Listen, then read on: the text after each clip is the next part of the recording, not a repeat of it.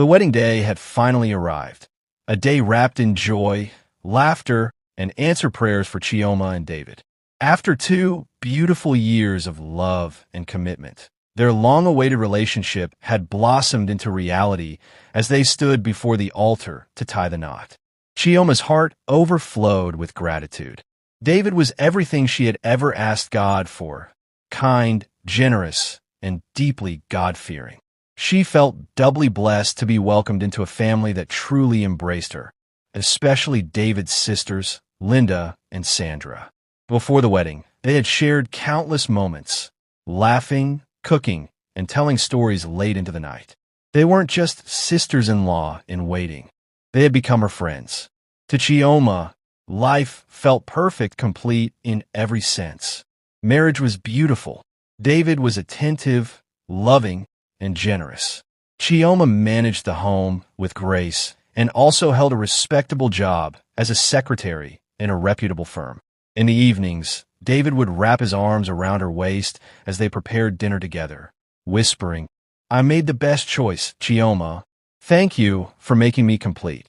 4 years before the wedding, David had long cared for his orphan sisters, putting their needs first, making sure they never lacked and they are happy. But marriage shifted that balance. As months rolled by, Linda and Sandra began to notice David's calls reduced. His visits to their small apartment were less frequent. Even when he did come, it was brief, and he always seemed eager to get back home to his wife. They watched helplessly as Chioma quietly claimed his attention and his heart. Linda particularly felt displaced. Her brother's attention was now shared, and she simmered quietly. Sandra tried to hide her unease, but bitterness was quickly taking root in their hearts. And though Chioma tried to include them, but behind those warm smiles lay a subtle undercurrent of jealousy. It wasn't long before Linda began complaining openly. One hot afternoon, she barged into Sandra's room, her face stormy. "Can you imagine?" she snapped, her voice slicing through the air. "We now have to call before visiting our own brother's house." Her hands moved in quick, angry gestures, eyes narrowing into hard slits. "Says who?" Sandra asked, eyes wide with curiosity. Linda shot back. "I stopped by this morning after the salon, and David was nowhere to be found. Then Chioma had the nerve to tell me I should have called ahead. It's my brother's house, for goodness sake." Sandra looked up from folding her clothes and sighed, her shoulders drooping. "Linda, maybe we should understand. David is newly married. Things will settle soon." But Linda's jaw tightened, and she shook her head. "Settle? No, not if it means Chioma gets to keep them all to herself." She wasn't listening. Her mind churned with resentment. At night, she lay awake, staring into the darkness, plotting ways to reclaim her brother's devotion, even if it meant destroying Chioma. When Chioma announced her pregnancy, Linda's bitterness flared like oil on fire. It happened at a small family dinner. The smell of fried chicken and jollof rice filled the air. David suddenly stood, grinning from ear to ear, and scooped Chioma into his arms. "My queen is carrying our joy," he declared, spinning her around. The room erupted in applause and laughter, except for Linda. She clapped twice, the sound dry and forced, her lips pulling into a smile that didn't reach her eyes. "So this is it, the final rope tying David to her forever. Soon there'll be no space left for us in his heart." She excused herself, her steps stiff, and walked into the bathroom. The harsh fluorescent light flickered once, casting her reflection in a broken rhythm. Gripping the sink until her knuckles turned white, she whispered to herself, "Never. Over my dead body." Weeks later, Linda visited a local seer known for her dark arts. The old woman, eyes cloudy with age, cackled softly as she stirred a bowl of strange herbs. "You want your brother back? His love and affection?" the seer asked, her voice low and cold. "Then make sure his child never lives. Bring me the baby's placenta when she delivers." Linda's heartbeat quickened.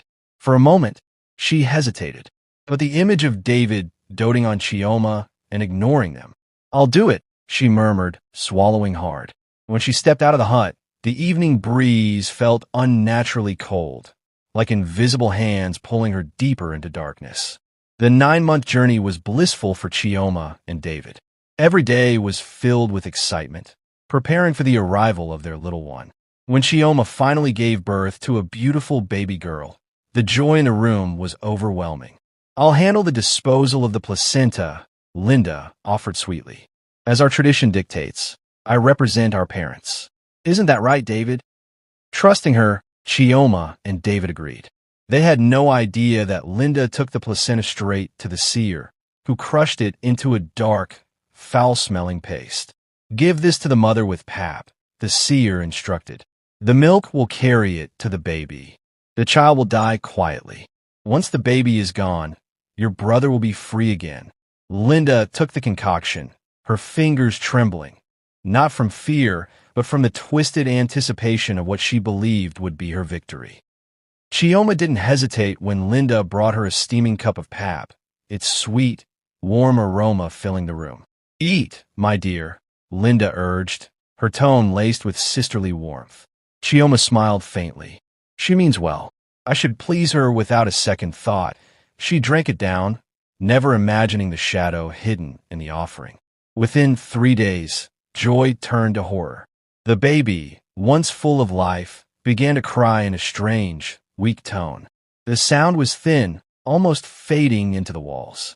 Soon, even the cries vanished, replaced by faint whimpers that barely stirred the air. And then, silence. David's wail split the room as he clutched the tiny, wrapped body to his chest. His tears fell fast, wetting the cloth that held their daughter. "Why?" he choked out, rocking back and forth as if movement could breathe life back into her. Chioma collapsed beside him, her face buried in her hands. "The Lord gives and takes away. Maybe it wasn't his will for her to stay," she told herself through sobs. They buried their child. Friends and relatives said words of comfort, but their pain was a private storm. Neither of them suspected that the dagger had come from one so close. Not just close, but bound by blood. A year later, sunlight seemed to break through again. Chioma was pregnant once more. Hope returned like the first rains after Harmattan. David was different this time.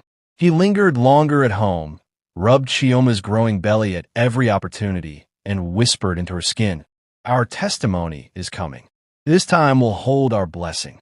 One evening, David's friend Ola came visiting. Soon after, Linda and Sandra arrived. The living room buzzed with laughter and the scent of roasted chicken, ground nuts, and a lot more. David rubbed Chioma's big belly as they all sat together. "I'm just so happy," he told them. "I will soon be a father again." Everyone smiled, but Linda's was a mask. Her lips curved upward, but her eyes betrayed her, cold, dark, and calculating. "No, I will not stand by and watch her lock her brother away from us forever." That night, her footsteps carried her to the same hut, the air inside thick with incense and shadows. The seer, her bony fingers moving over charms and bones, looked up. "You want this one gone too?" "Yes," Linda replied. The seer's gaze narrowed.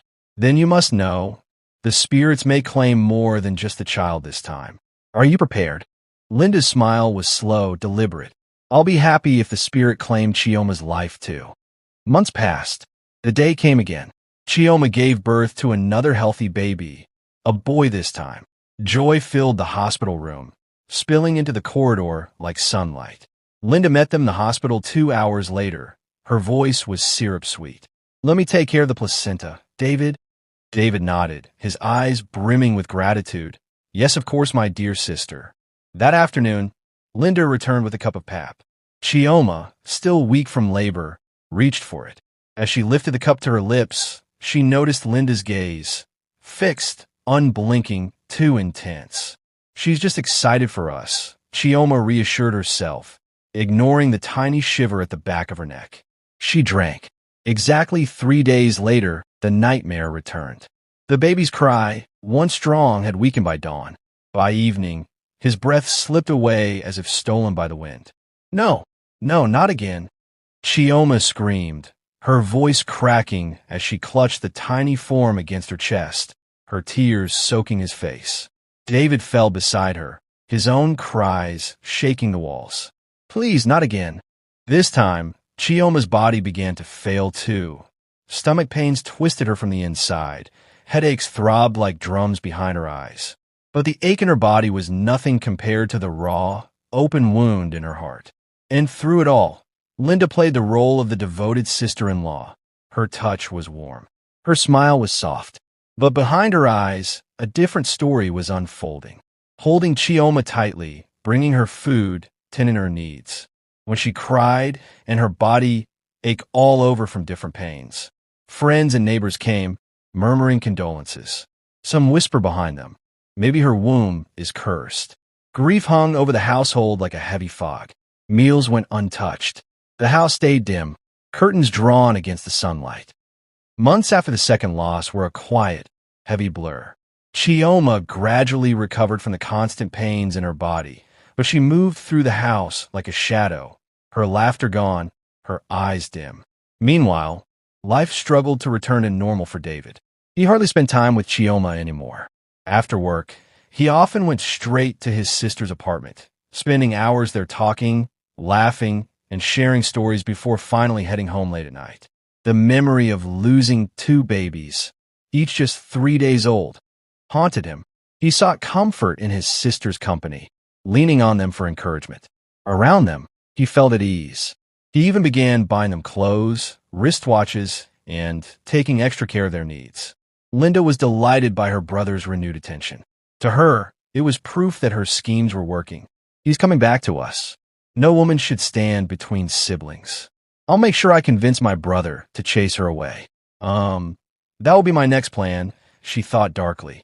Sandra began to feel uneasy about Linda's frequent visits and interference in Chioma and David's life. One evening, she called Linda and spoke gently. Linda, let Chioma and our brother David be. Let them have their marriage in peace. Go get your own husband and stop this nonsense, Sandra said. Linda's face hardened. She stepped closer, her tone sharp. Stay out of this, Sandra. David is our brother. He's supposed to care for us and be there for us like a parent. Chioma poisoned his mind against us, and she will not have peace. Each night, Chioma prayed earnestly over her condition and her home. She declared God's word over her life, whispering into the quiet darkness. O Lord, take away sorrow from my life. Don't let my enemies triumph over me again. 2 years passed. Then, one morning, Chioma discovered she was pregnant again. She didn't know whether to be happy or afraid, or how David would take the news. That same early morning, she entered their bedroom. Her face was pale, but her lips trembled with something between fear and joy. David, she said, I think I'm pregnant again. For a moment, he simply looked away. Then his eyes filled with a mix of joy and fear. Then he pulled her close. This time, he whispered, Nothing will take our child from us. Chioma's joy knows no bounds as she sings and declares blessings on her unborn child. Yet even as hope flickered back into their lives, Chioma felt an unease she couldn't name. It came in the quiet moments, but she kept believing in God.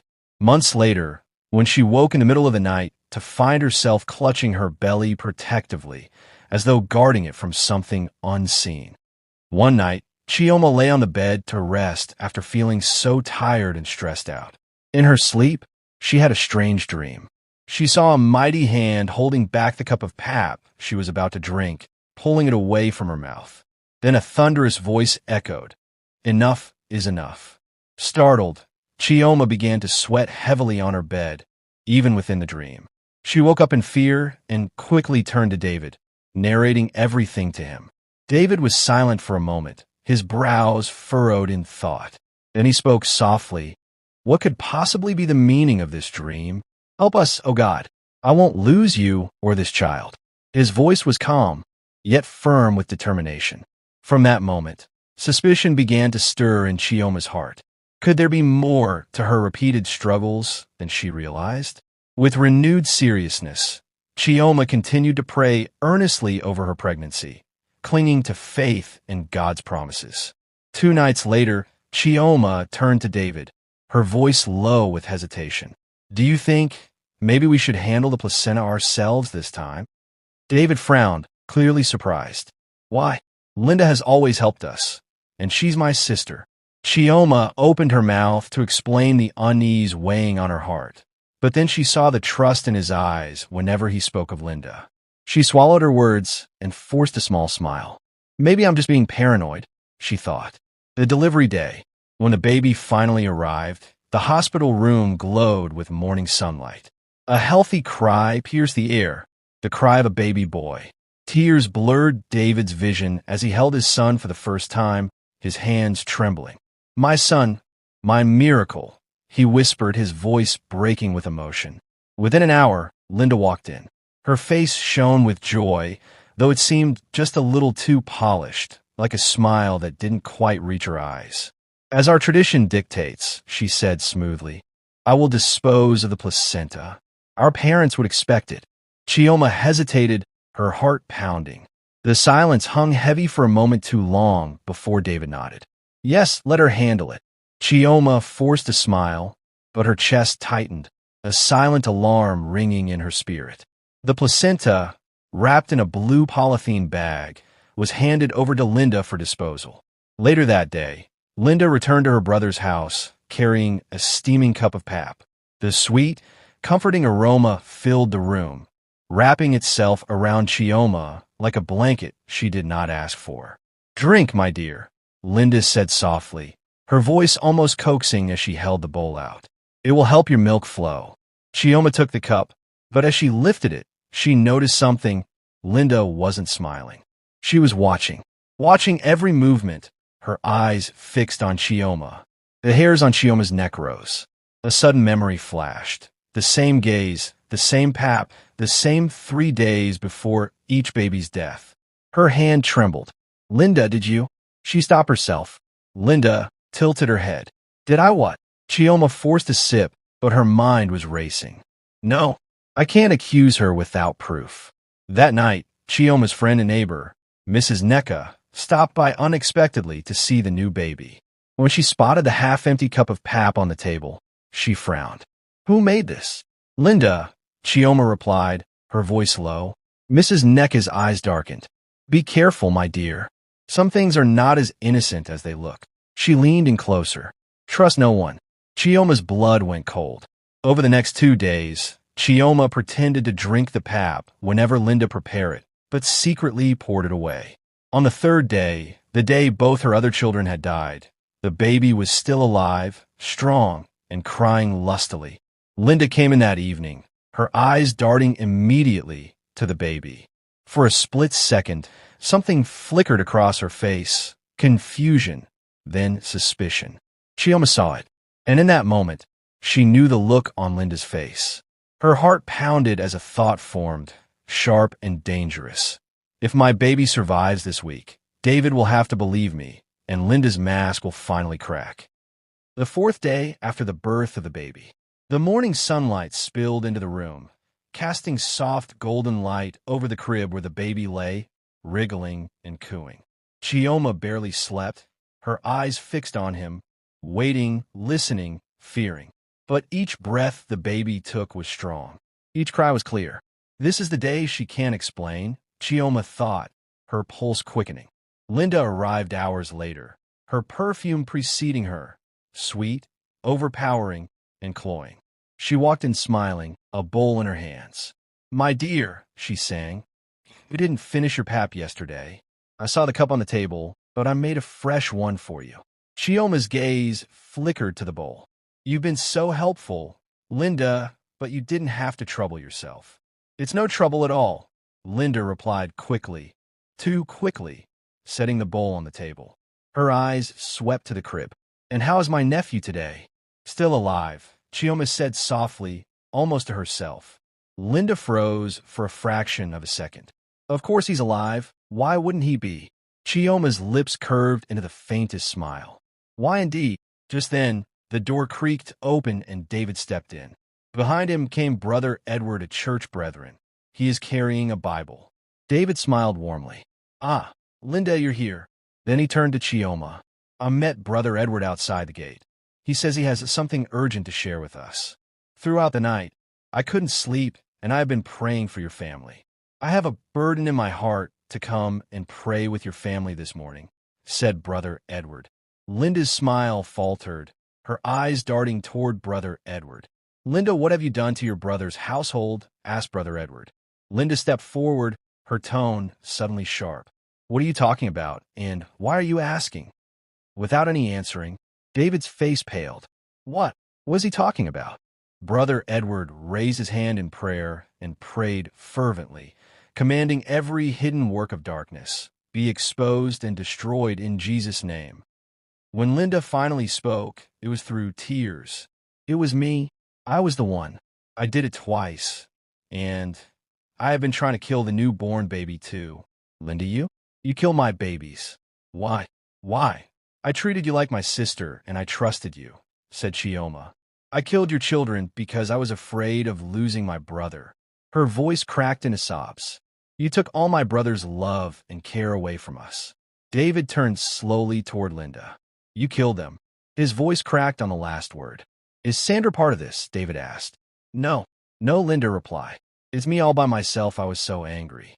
Chioma clutched the baby to her chest, her body shaking, not just from fear, but from the weight of knowing the truth at last, and explained to them how she became suspicious of Linda after the dream she had, and she pretended taking the poisonous pap.